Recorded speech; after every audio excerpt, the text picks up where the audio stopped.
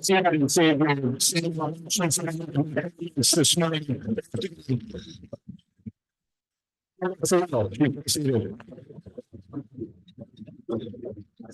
was an intentional joke. I like it.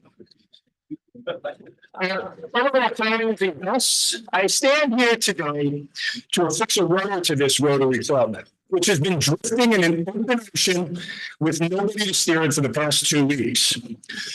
First, it was the nation of Canada that stood in our way, preventing progress in the installation of our new club by having the ground within their borders.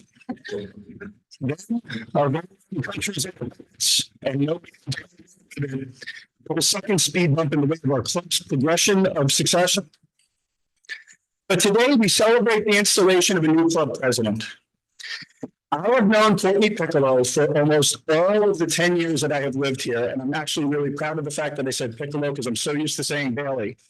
She has proven herself over and over again to be resilient, pragmatic, direct, and a swift mover when change was warranted, sometimes even when it wasn't warranted. If you have ever been in a meeting with her, you know how quick she is to get things done, because reminders start popping up on your calendar as the meeting goes on and you're assigned tasks. A quick example is that not long after I happily agreed to introduce Courtney today, a meeting popped up on my calendar a little bit in advance of today's meeting to see if there's anything that I needed from her to make my comments complete. She's that thorough. So, story example of how Courtney is quick to jump to things. Ben. This is why we rehearse. There we go. So Courtney and I had the pleasure of going away on trips 3 separate times together. Courtney being the person that was like making sure that I wouldn't do anything stupid while we were away with clients.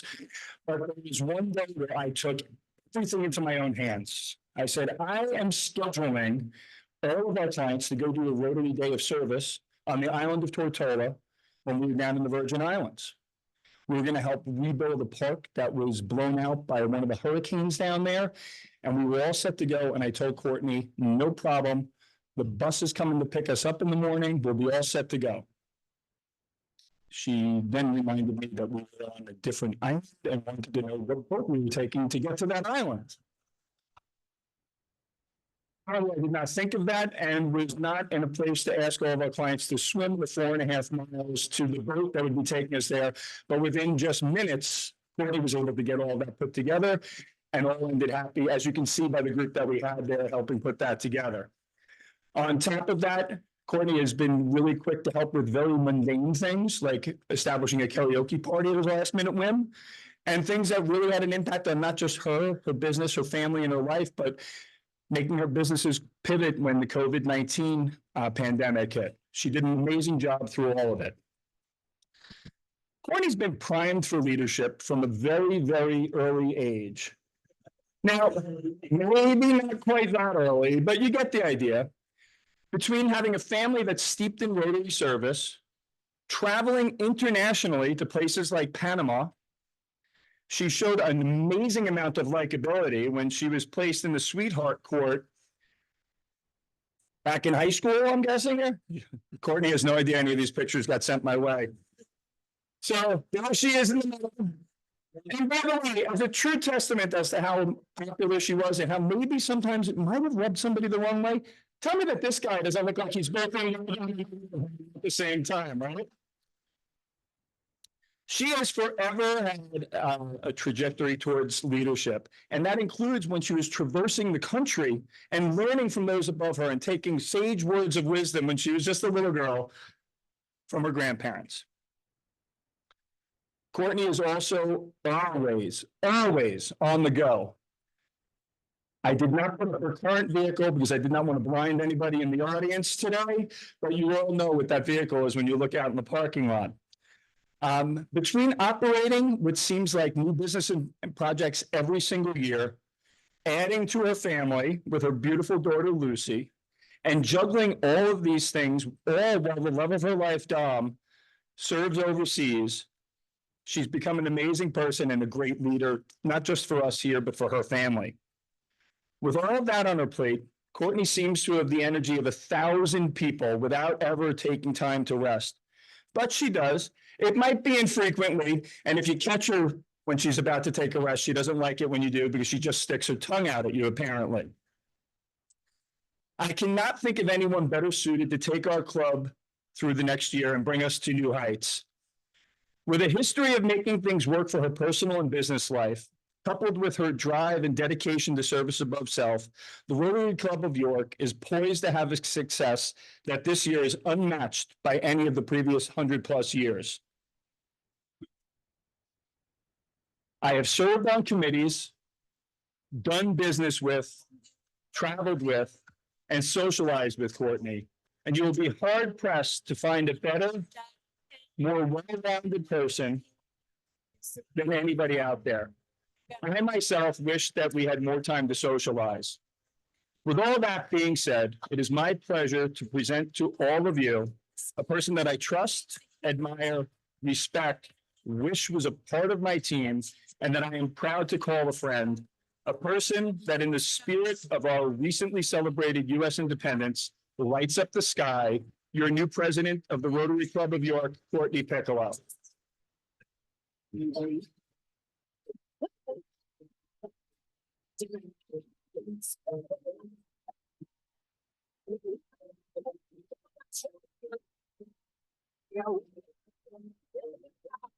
Yeah, not you, yeah. Thank you. Okay.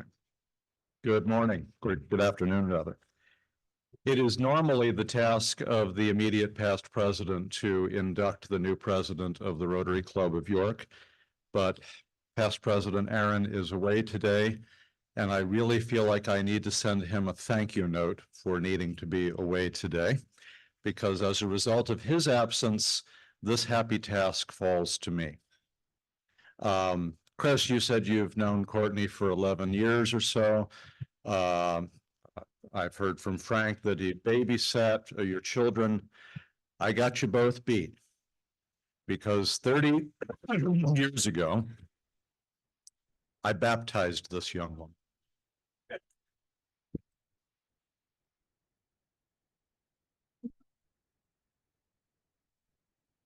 And as you can see from all the things that Chris shared, you know, the baptism clearly took. She has just turned out to be the most marvelous young woman that I know. And I had the great privilege in December of baptizing Lucy. So things come full circle in life, and to see her following myself and Aaron as president of this club is, well, it's almost too much for words, and that's saying something for a preacher. So with that, Courtney Piccolo, do you solemnly pledge to fulfill the duties of the office of President of the Rotary Club of York to the best of your ability, to advance the purposes of Rotary, and to abide by the Rotary motto of service above self? If so, answer, I do. I do. I hereby declare you, with great joy, installed as the President of the Rotary Club of York.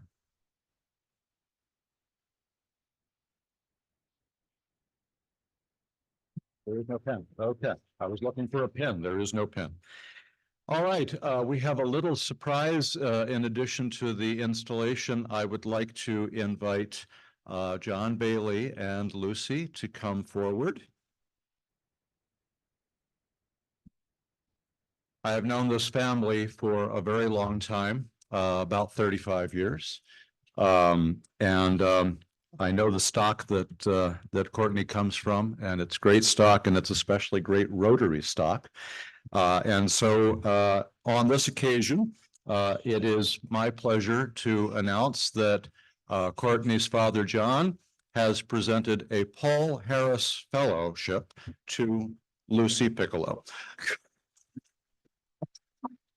Thank you. Thank you. Madam President, the podium's yours.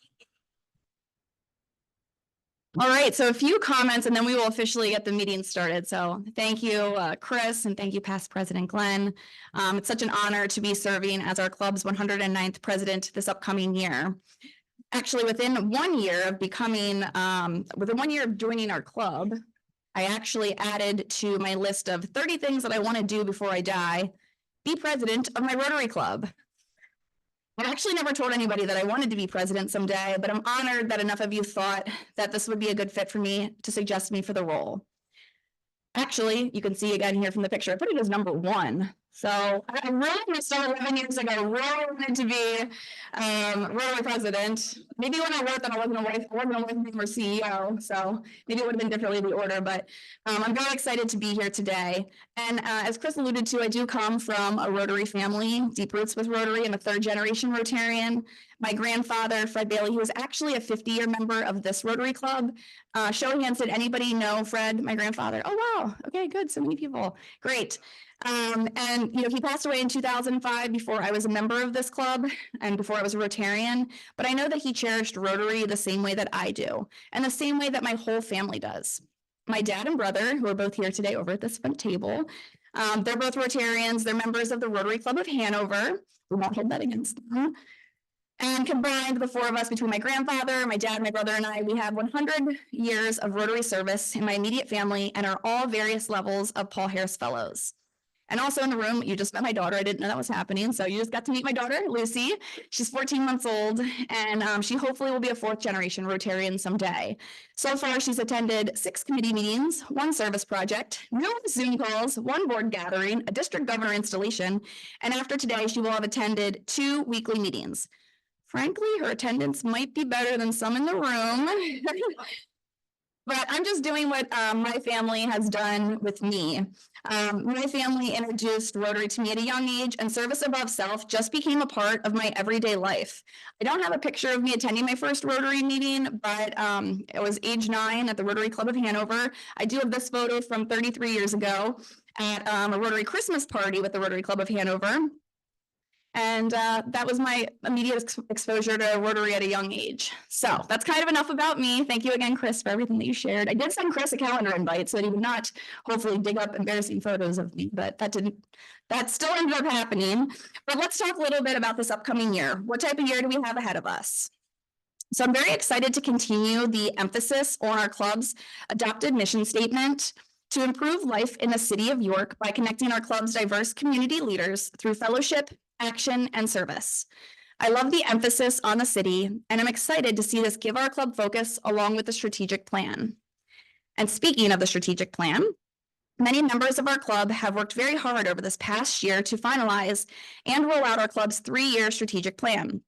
Along with the board, I'm very excited to be a part of the plan rollout and take accountability to actually go out and do all the great things that we said we were going to do. Within that plan, we set forth 4 strategic priorities, which will be a big part of this upcoming year. To refresh your memory, these were increase our service impact, create an engaged and diverse membership, increase awareness and understanding of our organization, and align governance and resources to support club priorities. So I got pretty lucky that right before serving as your president, this beautiful strategic plan roadmap was laid out, and now it's just time to live it out. This will give the board, Rotary leadership, and members a clear path on what the club's direction is and the priorities for this upcoming year.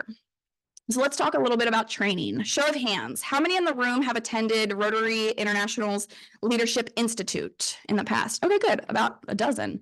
So this is something we used to do in the past. It's something I'd like to bring back just to make sure we have a healthy pipeline of future leaders within our club.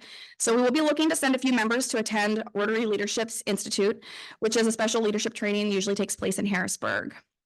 And let's talk a little bit about consistency.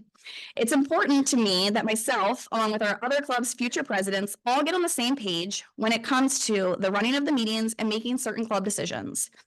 Wilda will be president in just 47 meetings from now, not that I'm counting.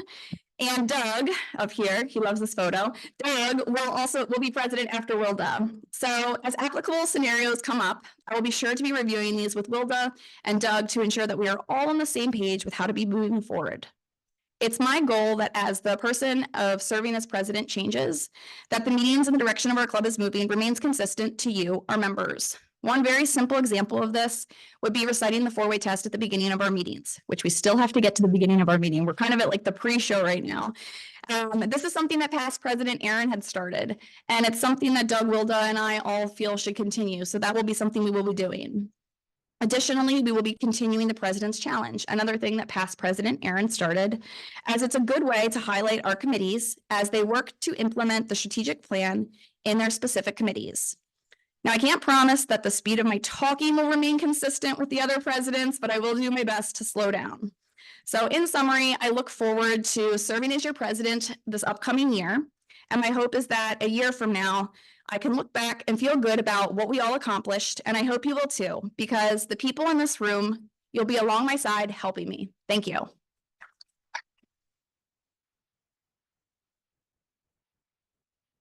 Okay, so now we are officially starting the meeting. You can all stand. And if you could please join me as soon as it's on the screen and reciting the four-way test. Oops, there we go. There we go. Is it the truth? Is it fair to all concerned? Will it build goodwill and better friendships? Will it be better?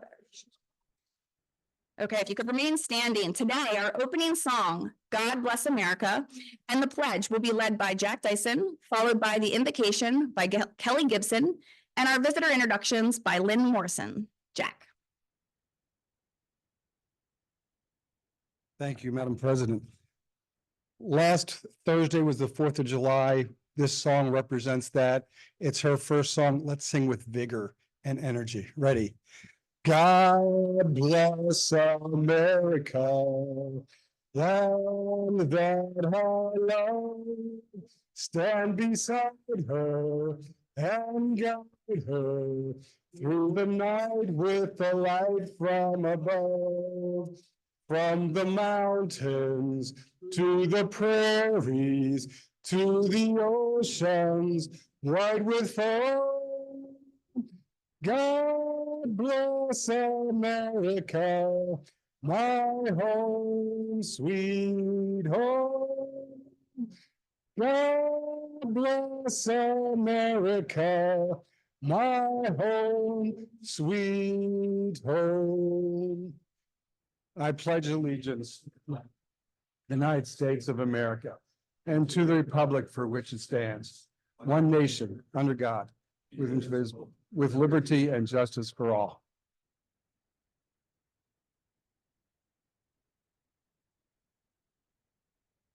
Please prepare yourself for prayer in the manner to which you are accustomed. Throughout history, colors have held profound symbolic significance across cultures and belief systems. From the vibrant hues adorning sacred spaces to the intricate symbolism woven into religious garments, colors have played a crucial role in conveying spiritual messages and evoking emotional responses. The color pink holds a powerful and fascinating place in many religions. In the vibrant tapestry of Hinduism, the color pink is intimately linked to the divine feminine energy. It is strongly associated with the goddess Lakshmi, the embodiment of wealth, prosperity, and beauty. In the Buddhist tradition, pink holds a unique and profound significance as the color of compassion, kindness, and unconditional love, the heart of Buddhist teachings. Pink is the Christian color of the third Sunday of Advent, Gaudete Sunday, to indicate the great joy Jesus brought to the world. And in the 19th century, Muslims erected the Pink Mosque in Iran, which still stands today. When the morning sun filters through its stained glass windows, the entire mosque is bathed in a mesmerizing pink hue, creating a physical manifestation of divine love. It is no coincidence that both our speaker and our new president are represented by this color that symbolizes compassion, love, and feminine power for so many people around the world. Let us give thanks for our speaker, Denise Gilliland of Pink Power, as we learn more about her work to fight breast cancer, and President Courtney, who has a colorful vision of our club's future. Let us also give thanks to the many hands that grew and prepared the many hues and flavors of the meal we enjoy in fellowship today. All this we pray. Amen.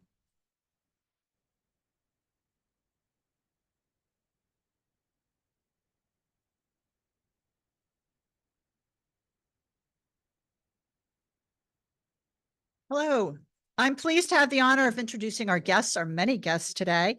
When I call your name, please stand at your place and please remain standing until President Courtney welcomes you. We have a number of visiting Rotarians today. Several you've met earlier, John Bailey and Josh Bailey from Hanover Club, Beth Brennan from North York. The following guests are guests of Frank Countess, Rebecca Countess, and Shakira Jackson, Miss Philadelphia. You can tell she's here because she's wearing a tiara. Guests of President Courtney include Jane Bailey, Lucy Piccolo, and Christy Fasano. Guests of the Student Education Committee, Stacy Kerr and her husband, Adam Kerr. Joey Blum. Guest of Bob Borden, Grace Corte. Paige Fessick, guest of Joe Stein. Kathleen Smith, these are all guests of our speaker. Kathleen Smith, Mary Beth Ching, Nikki Johnson, Renee Madertz, Tracy Oberdorf, Michael Gilliland, Liz Lanchensi, and Victoria Connor, who's a guest of our speaker, but is also a new member of our club. Krista Stein, guest of past President Jackie Summers. Brandy Meyer, guest of Dan May. Derek Dilks, guest of Bill Shipley. Ray Gibson, guest of Kelly Gibson. Leanthony Ragusa, guest of Teresa Gregory. Stephanie Seacrest, guest of Rodney Seacrest. I guess that's everybody. Thank you. Guests, we are delighted to have you with us today. I hope you have enjoyed a delicious meal and had the chance to meet some of our friendly Rotarians. I'm confident that you will find today's program enjoyable. Feel free to visit it as often as you would like, and please consider if becoming a Rotarian is right for you. Rotarians, please join me in welcoming our guests.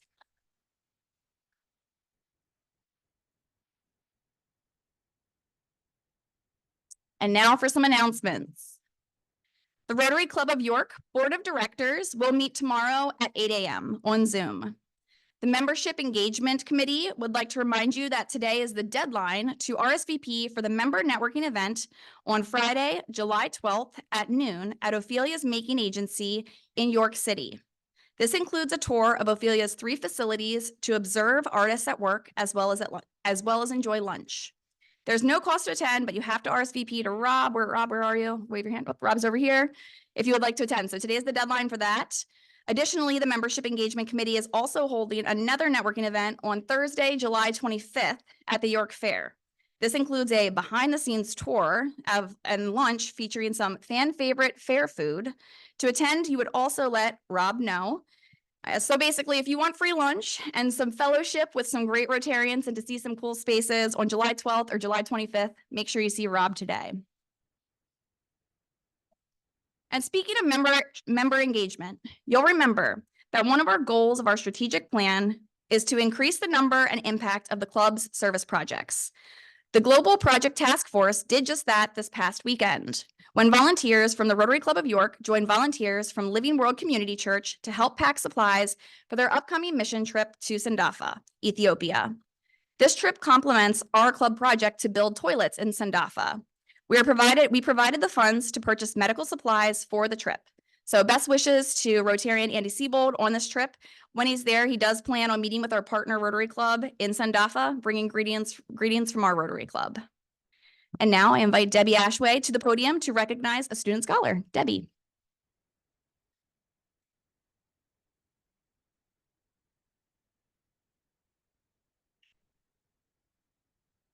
It is my pleasure on behalf of the Student Education Committee to recognize 2 outstanding scholarship recipients. The Service Above Self Scholarship Award of $3,000 goes to Stacy Kerr. She is a graduate of Spring Grove High School and currently a junior at Wilson College with a major in business. She currently works at the York Spring Grove School District.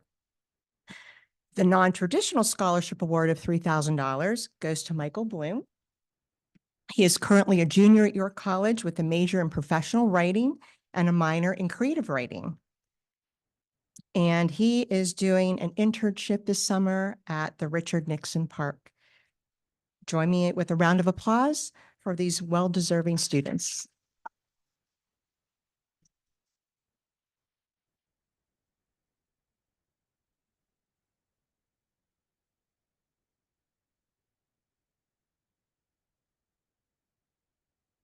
And now I invite Frank Countess to the podium to introduce today's speaker. Frank.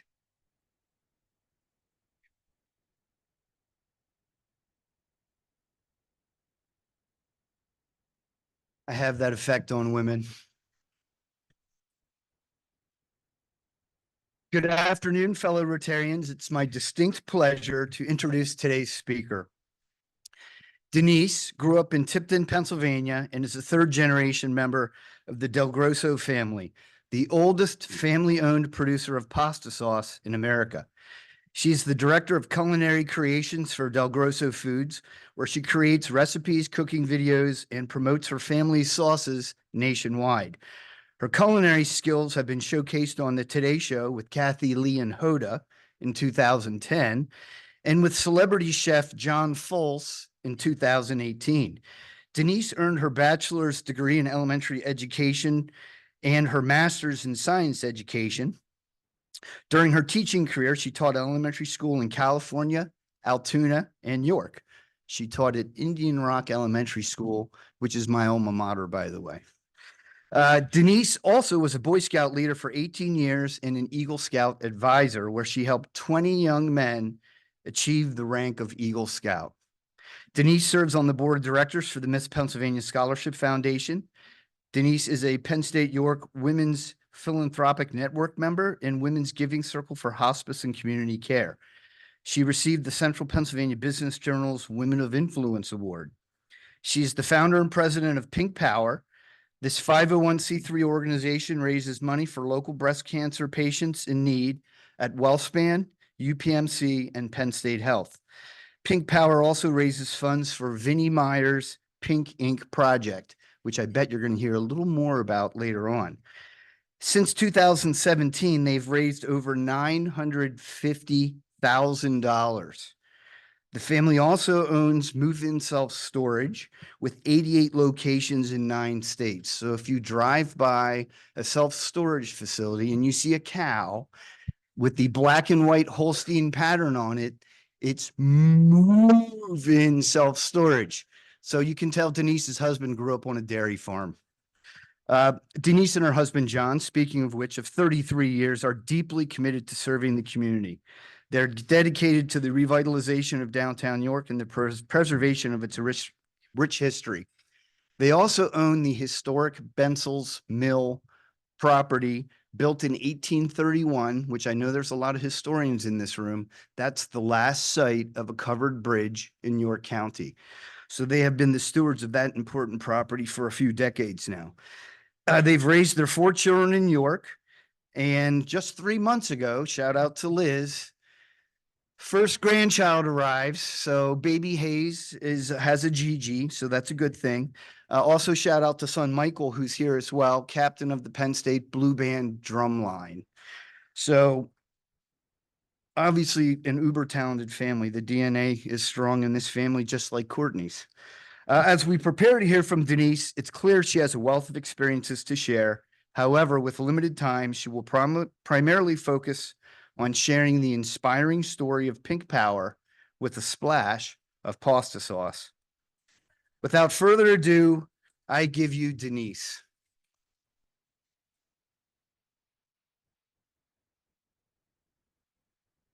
Also known as D-Nice, a veritable force of nature.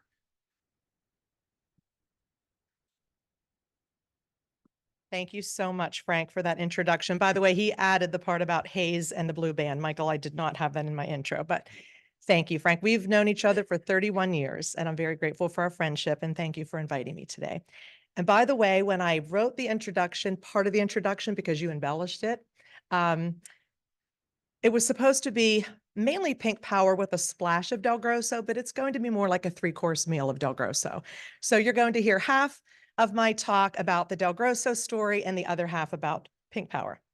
So good afternoon. It is an honor for me to be here today to share my story of the people and the life experiences that have made me the person that I am today. Let me take you back to the year 1911, when my great-grandmother, Mariana Pulcino, immigrated to America from the region of Lazio, Italy. And I wasn't going to cry. Kelly, where's Kelly? You already had me in tears with a pink prayer. I loved that. And I thought I got the tears out, but they're starting. So when I talk about my family, it's very touching, near and dear to my heart. But Mariana came from the region of Lazio, Italy. She brought with her an old world sauce recipe. And she opened a restaurant in her home called Mom's Cafe in 1914 on Walton Avenue in Altoona, where she served up her classic Italian dishes. Around the same time, the Del Grosso family made their way from Abruzzo, Italy, and they also settled in the same town as the Pulcinos. And there were a lot of Italian immigrants who came to Altoona at that time because there were so many job opportunities at the Pennsylvania Railroad.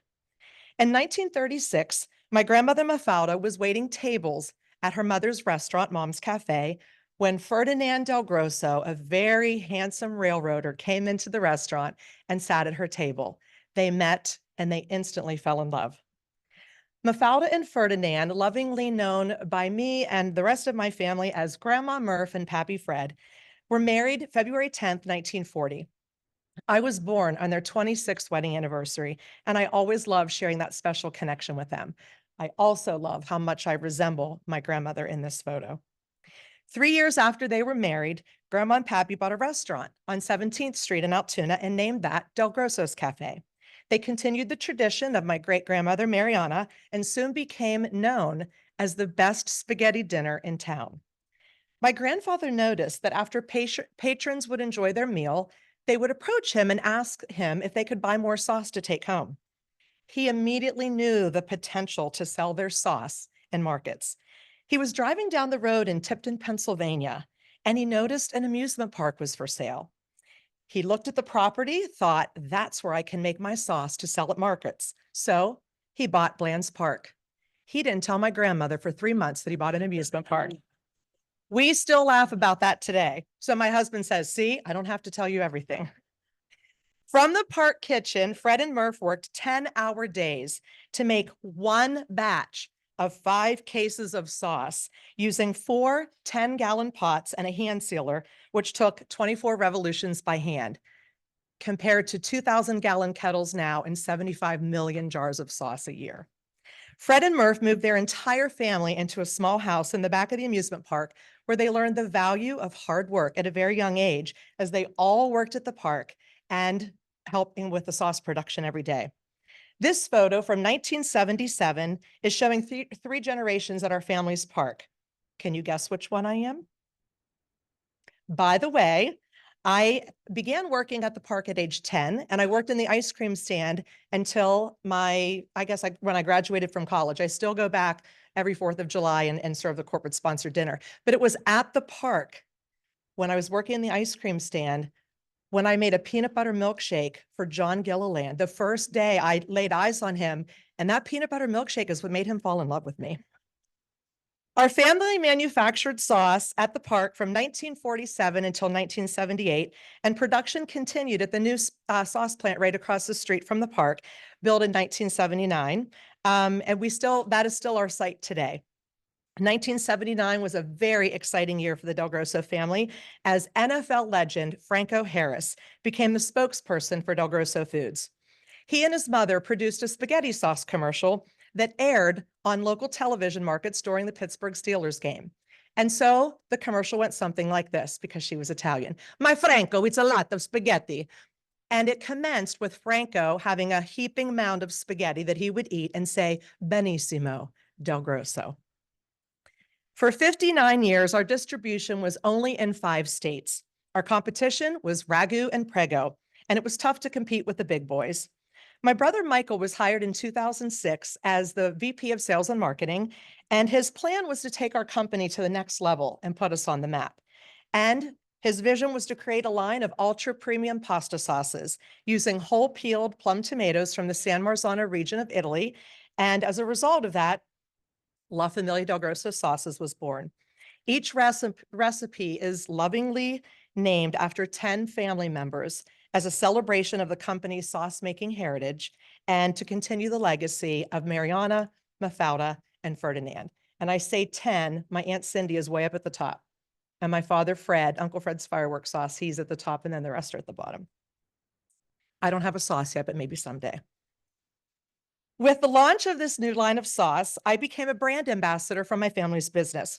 I traveled the world doing demos in grocery stores, and I worked at food and wine festivals around the country, and I did trade shows and in San Francisco and New York City.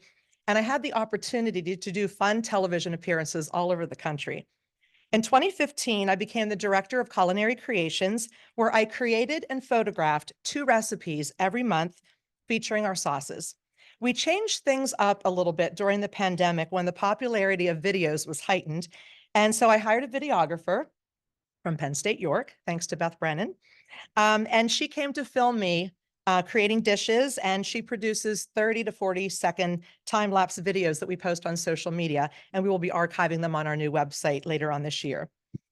Just 2 years ago, we teamed back up with Franco Harris to commemorate the 50th anniversary of the Immaculate Reception, voted the #1 play in NFL history. Franco wanted to do something special to commemorate this milestone anniversary, while at the same time helping his community. Franco's Immaculate Marinara was the result of this endeavor, and we decided to donate 50 cents to every jar of Franco's Immaculate Marinara to the Franciscan sisters that feed the poor in Pittsburgh. And I'm happy to announce that in a very short period of time, for that fundraiser, we sold 72,000 jars of sauce and raised $36,000 for Franco's charity.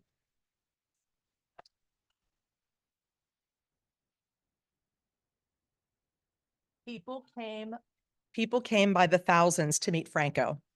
As we organized meet and greets to sell the sauce, loyal fans from all ages stood in line to shake his hand, get a picture, and share a story. Franco signed a jar of sauce for me and my siblings, and he signed this 50th anniversary poster for me, one for my brother Michael, and one for my Uncle Joe. Little did we know that a month after him signing this, our beloved Franco would leave this earth on December 20th, 2022. He was a loving husband and father, businessman, philanthropist, one of the greatest athletes of his generation, and a dear friend who was missed around the globe. Who knew that a small sauce company in Tipton, Pennsylvania would give me the opportunity to meet an NFL legend and Hall of Famer and become lifelong friends? How very special that Franco donated a live auction package to Pink Power that raised $4,000 for my organization, and I was able to share that news with Franco at a Penn State basketball game just 3 weeks before he passed. Who knew that because my grandma Murph was a philanthropist, an entrepreneur, and worked 7 days a week at the park until she was 90, that she would be awarded the Italian Woman of the Year presented by Franco? The awards dinner and celebration ended up being an extra special, cherished memory for our family, as my grandma Murph passed away just a few months after this award. Who knew that Del Grosso Foods would land me a spot on the Today Show, cooking with Kathy Lee and Hoda, and that I would be able to tell Hoda that I was a breast cancer survivor, and she hugged me and said, "I am too, you're my survivor sister." And what a surprise that 12 years later, Hoda would record a special video message for me that we shared on the big screen at Pink in the Park, congratulating Pink Power on 5 years. She shared that video. When she shared that video, she said that when she was diagnosed with breast cancer, 4 words became her mantra during her cancer journey. And those 4 words were, "You can't scare me." Who knew that our small family business would be a sponsor of Penn State football for the last 13 years? The Del Grosso Red Zone has been a fun part of Penn State home football games, with a jar of sauce filling up the scoreboard in front of 100,000 fans every time Penn State passes the 20-yard line. And what perfect timing for this photographer to capture Saquon Barkley scoring with his infamous acrobatics while the Del Grosso Red Zone is still lit. And by the way, every time we're the Del Grosso Red Zone, Krista Stein, where are you? I always get a text message that says DGRZ. We are in the red zone. Who knew that our Del Grosso family, who came from humble beginnings, would have the opportunity to cook for President Carter and former First Lady Rosalind? For over 10 years, we got to feed them and their Secret Service as they visited Spruce Creek to fly fish every Memorial weekend. And what a treat for me that I was able to give Rosalind my Del Grosso dish calendar filled with my recipes.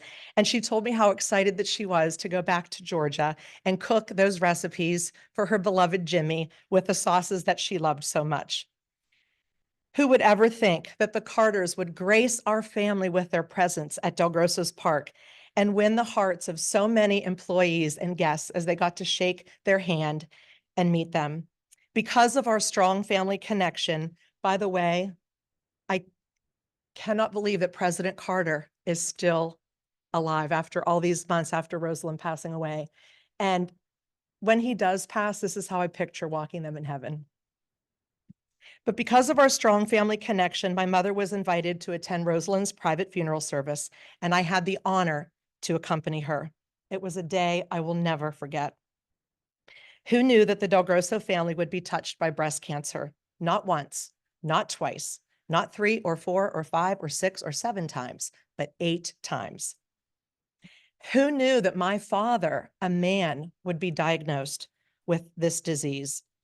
Who knew that 5 of our family members so far would be positive for a gene mutation, and that this part of my Del Grosso story would be one of the many reasons why I created an organization to give back to help others in need? Creating Pink Power has been one of the most important decisions of my life. It became a life purpose for me and the silver lining of my breast cancer story. Pink Power is a 501c3 organization that raises money and awareness for breast cancer patients in need right here in our community. And we gather people together to celebrate survivors and share stories of hope. And like Frank said, since 2017, we have raised over $950,000, and we are on our way this year to reaching the magnificent milestone of $1 million raised.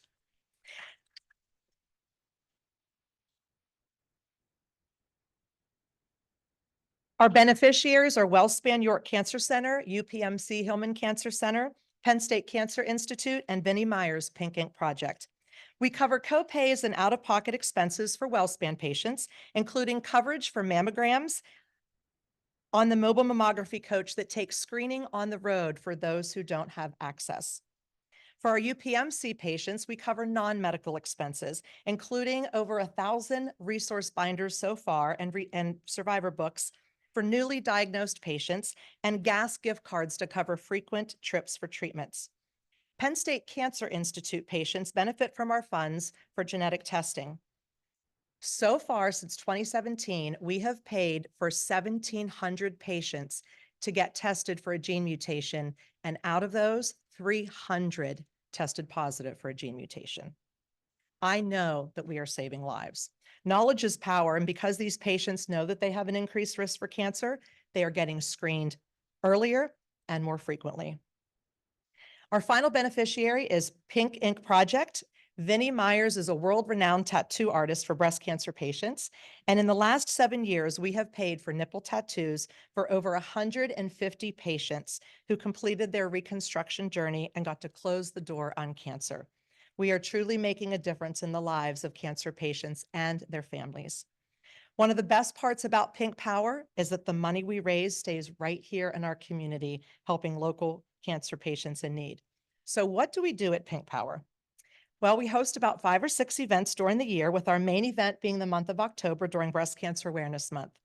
The first 3 years, we held our main event at Wyndham Garden, and it was a women-only Pink Power party with everyone donning a black cocktail dress with a pop of pink.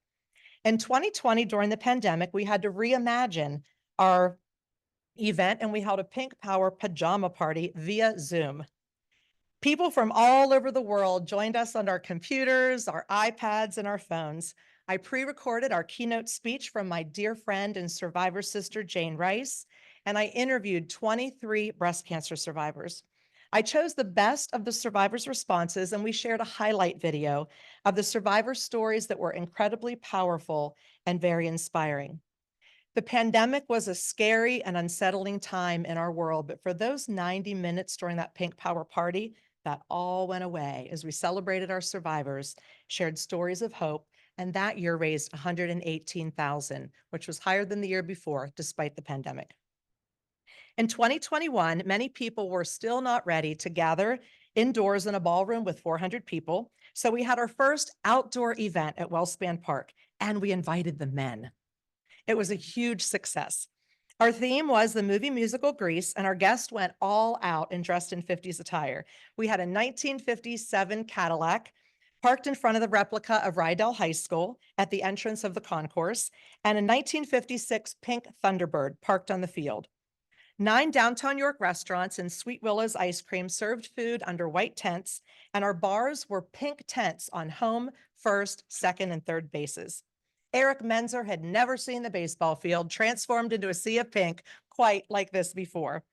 We even had video messages that night from Frankie Avalon and Dee Dee Kahn. Frankie sang lyrics on the video screen from Beauty School Dropout, and Dee Dee Kahn, who played the role of Frenchie, made us all honorary pink ladies with a very special pledge. And she was on our website because she was quoting facts from our site.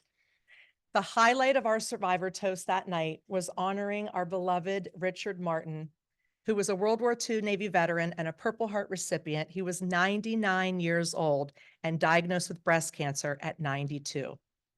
He was the only male survivor on stage. What a moment that was.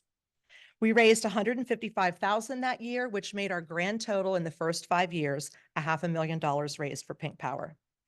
In 2022, we were back at the Wyndham for a Pink Power party wearing black with a pop of pink.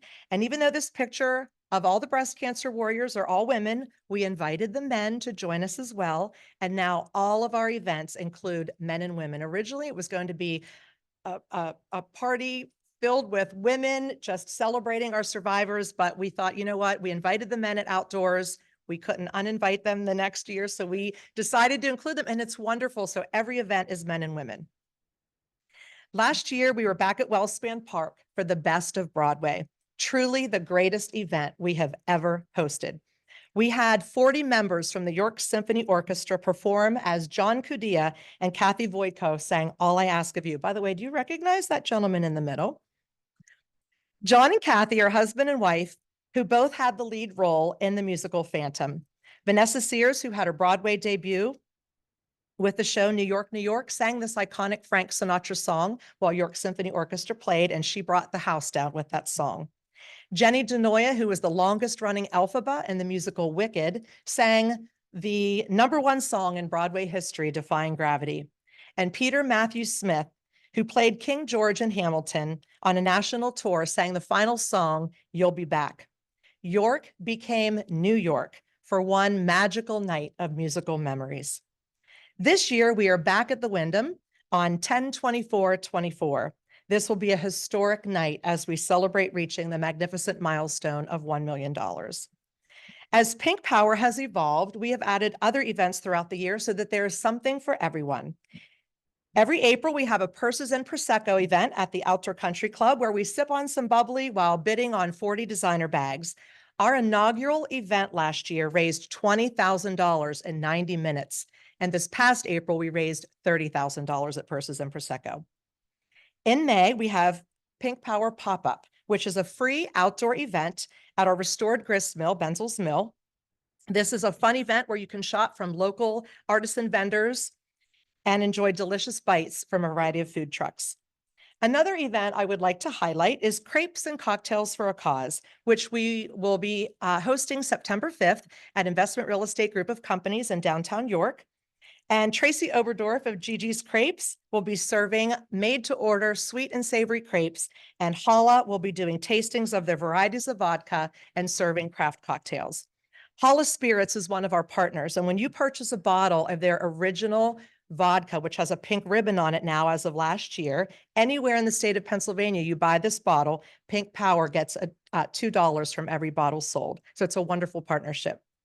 We are also looking forward to bringing back our popular cooking classes called Cook for a Cause, just one more exciting way to bring people together to raise funds for Pink Power. We never know how the circumstances in our lives will lead us down a path of discovering who we were meant to be. When I was pregnant with my daughter Liz in 1995, my grandma Amy, my mother's mother, was dying of metastatic breast cancer. I told her that I was pregnant. I didn't know what I was having. God had already blessed me with twin boys, Jacob and Alex, who were 4 at the time. And 3 days before she passed, she was very weak and could hardly speak. And she touched my stomach and she whispered, "It's a girl." After she passed, I made a promise to myself that I would be more proactive about my breast health, that I would start mammograms at a young age, and that I would teach my daughter, and now my children, but back then I was focusing on women at the time, that I would teach my daughter and all of her girlfriends to do self-exams when they were older. 5 years after my grandma passed, my Aunt Mary Ann, my father's sister, was diagnosed with breast cancer. 3 years later, my Aunt Linda was diagnosed. A year later, in 2004, my father Fred was in the shower and he felt a lump. Under normal circumstances, he would have just blown it off, thought nothing of it, but because his two sisters just battled the disease, he decided to get it checked out. It was indeed breast cancer.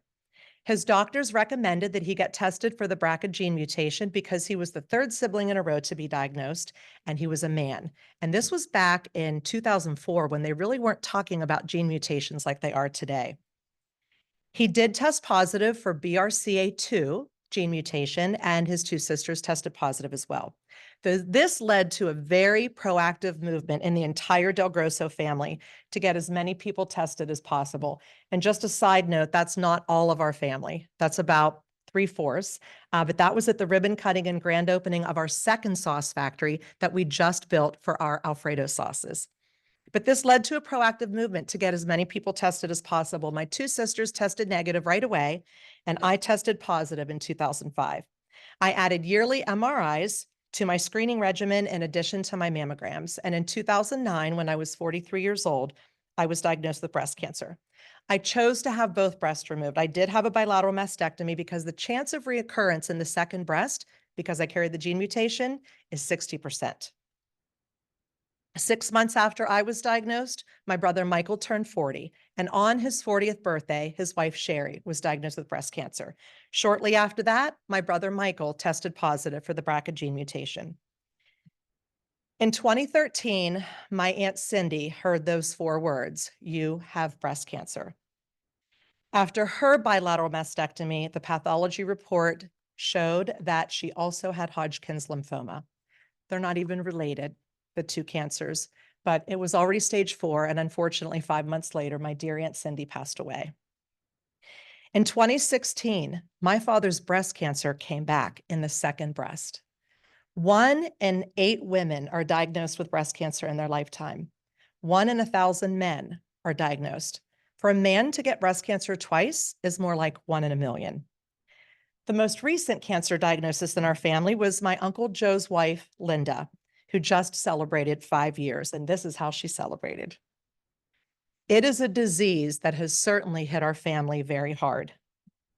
We currently have 9 members of the Del Grosso family who carry the BRCA2 gene mutation. I have 4 children and decided to have them all tested 6 years ago. Jacob, one of our twins, Michael, who is here, and Liz, who are here, thank God, are all negative. But our son, Alex, who's a sports anchor in Orlando, did test positive for the gene mutation. All of the members in our family who carry this gene mutation, we have to get annual screenings for breast cancer, melanoma, and pancreatic cancer. We have an increased risk for all of those. The women in our family also have to get screened for ovarian cancer and the men for prostate cancer. So all of those cancers fall under BRCA1 and BRCA2. It is very scary and unsettling sometimes to hear the news you carry a gene mutation, but my attitude has always been knowledge is power. I know this about my body. I can be proactive about my health. I can get screened more frequently. And if any of these cancers ever do enter my body, I feel like early detection and survival is in my favor. All of our families are very blessed with the knowledge that we have about our DNA. And we are grateful. When I went through my cancer, when all of my families went through their cancer, we had the best doctors. We had really good insurance to cover our medical needs, and we all had the love and support of our family and friends. Pink Power is a joyful way for me to give back the blessings that were given to me and my family when we went through our journeys. And I am extremely grateful to have the love and support of my husband, John, who encourages me and believes in me. I am proud to be the creator of an organization that will reach $1 million this year. I am proud that I can make a positive impact for thousands of patients in our community. I am proud that I have built a team of people who are on my committee and amazing volunteers who together work tirelessly throughout the year to make Pink Power the successful organization that it is today. I am proud that I can combine Pink Power and Del Grosso Foods as I raise money during my Cook for a Cause classes and share recipes featuring the faces on the jars who have been affected by breast cancer. I am proud that we are the oldest family-owned producer of pasta sauce in America and that we sell our sauce in all 50 states and 8 countries. I am proud to continue the legacy of my ancestors. It is through tireless effort, continued commitment to detail.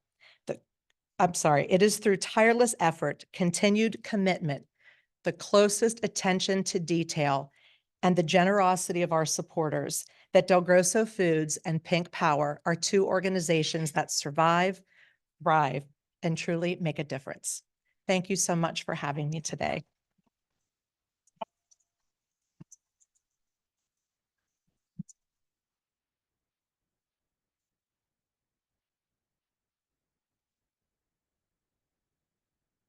So, questions, right? Oh, Rebecca, right in the front. I love your pink, by the way. Oh, it's for you. Uh, You have to tell us more about the Del Grosso sauce. on the Okay, table. thank you. So at your tables, I am gifting you all with a jar of sauce. So the four jars that you have, you feel free to switch. There are 2 Alfredos at every table. There should be 2 fireworks, 2 roasted garlic, 2 marinara, and there might be an extra of any of those. So if you don't like spicy and you have fireworks, feel free to switch with your neighbor. If you can't eat a cream-based sauce, but I do want you to pull those jars out for just a minute so I can make another Pink Power connection. So if you have the roasted garlic, hold that up. That's my Aunt Cindy. And she unfortunately is the one who passed away 10 years ago now. But if you have the roasted garlic, congratulations, because you cannot buy that in Pennsylvania. Actually, you can't buy it in South Central Pennsylvania. You can buy it towards Altoona and Pittsburgh. So hopefully it will be coming soon. But right now you can't buy that in York or Harrisburg or Hershey. All right, who has Aunt Mary Ann's Sunday Marinara? She's the oldest of my father's siblings. That is our #1 seller. So she was diagnosed, like I said, 24 years ago. And right now she is battling pancreatic cancer. So, but she is a rock star and a warrior. And it's a great sauce. All of our sauces start with that marinara as the base, and then we add extra ingredients to make each of the sauces special. Hold up if you have the Alfredo sauce. Okay, the Alfredo sauce. So that large family picture that you saw, we just built a $63 million sauce factory so that we could make a cream-based sauce. When you make a tomato sauce, that sauce is cooked in the kettles and then poured already cooked into the jars as it goes through the line.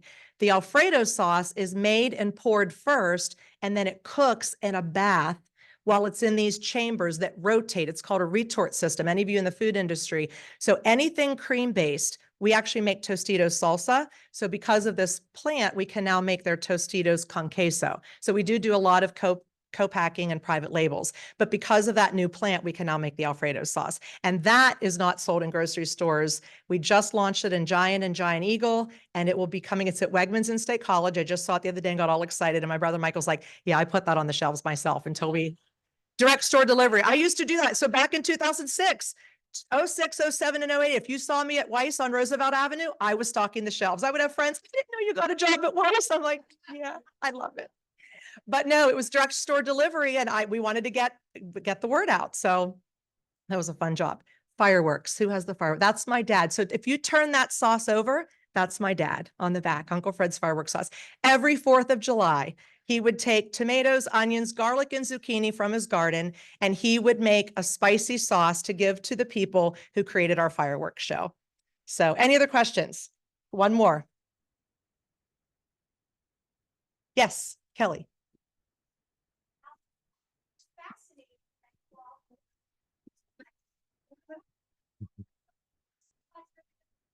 Okay, so if you have never been to Del Grosso's Park, so it was Bland's Park from Fred Bland is who we bought the park from in 1946. So it was Bland Park. I mean, how bland is that, right? So we added an apostrophe S, Bland's Park. So it was Bland's Park from 1947 when we opened, 77 years ago, until 2000. And then we changed it to Del Grosso's Park. But it's free parking, free admission. You pay as you ride. And if you do buy an all-day pass to go to the water park and the park, I think it's $26 or $27 or $28. And if you buy the jar of, not this jar of sauce, so these are made with San Marzano tomatoes from Italy. Our other sauces are made with tomatoes and tomato paste from California. But on the back of those jars, the Del Grosso jars, there are coupons for the park. We have the only Italian-themed water park in the country. We have a leaning tower of Pisa right in the middle of Bambino Beach. And this is so cool. Our lazy river is called River Lazio, and people think it means lazy, but Lazio is the region my great-grandmother immigrated from. So it's called River Lazio. All the food is homemade. All the food is homemade. I mean, it is worth taking a trip there. It's about 2 hours and 15 minutes. It's between Altoona and State College. We open at 11 a.m. If you go on a Wednesday, it's Spaghetti Wednesday, and we serve spaghetti and meatballs, and we feature one of our sauces on a different dish every Wednesday. So it's a fun park. Frank and Rebecca are going to visit us this summer, but please let me know. And a lot of times I'll meet friends there. It's a really fun. Who has been there? Anyone in this room? Awesome. Yeah, listen, Michael, you've been there. Our carousel turns 100 this year. So we have a Herschel Spillman hand-dipped carousel with real horsehair on the tails.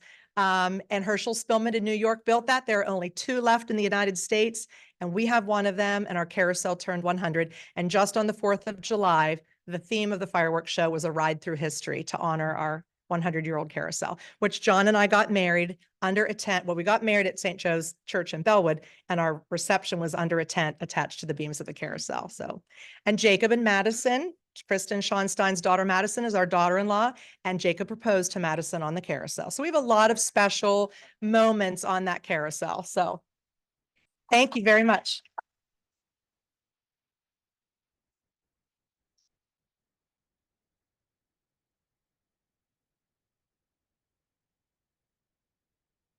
Well, Denise, as someone who drives a bright pink car, I was very excited to hear about what you had to say today. And after hearing about the fair, we might have to get the membership engagement, Chris and Rob, together here and find a bus company that might have a bus available. Very Coach Piccolo to take us on a little bit of a field trip. But no, thank you so much for sharing your knowledge and your passion surrounding Pink Power, as well as your family business, Del Grosso. And thank you for being here with us today. Rotarians, another round of applause, please.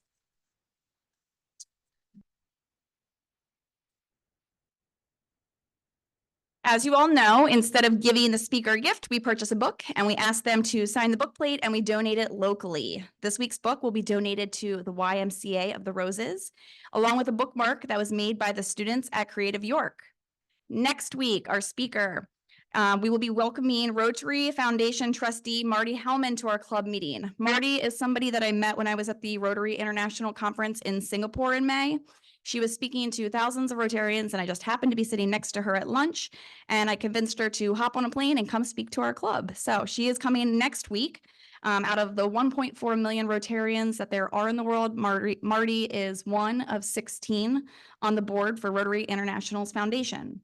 Additionally, she's been a Rotarian in Boothbay Harbor since 2003, a past district governor, and is a member of the Arch Clump Society, which means she's given over $250,000 to the Rotary Foundation.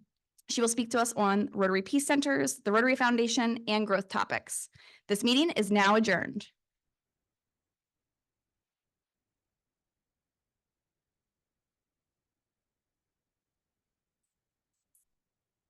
There's a spark in you just gotta ignite the light and live.